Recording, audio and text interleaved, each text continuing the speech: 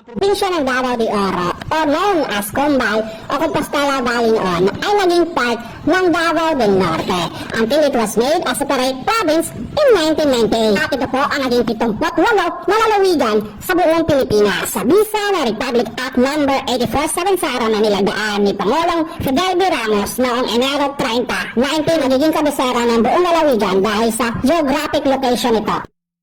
Probinsya ng Davao de Oro ay binubuo po ng 11 municipalities. At ito po ang Compostela, Laak, Mabini, Maco, Maragusan, Mawag, Mungkalo, Montebisa, Nabunturan, Nubataan, at saka ang Pantukan.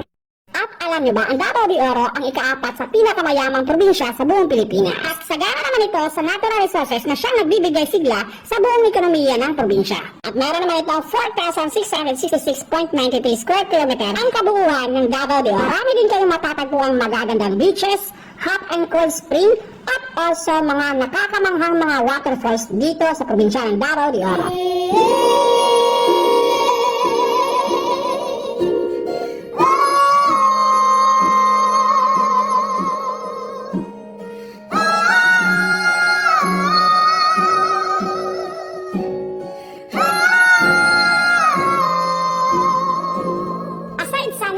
Mga tourist spots na maaari nyo makita dito.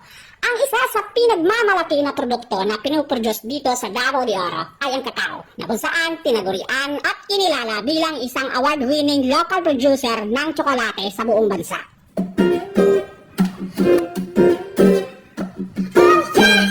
Kaya na po mga karabas, paparin na siyan kayo sa ating simpleng vlog sa araw na to at meron akong na-share sa inyo na isa namang karagdagang kaalaman patungkol sa Davao de Oro at dito sa amin sa Mindanao.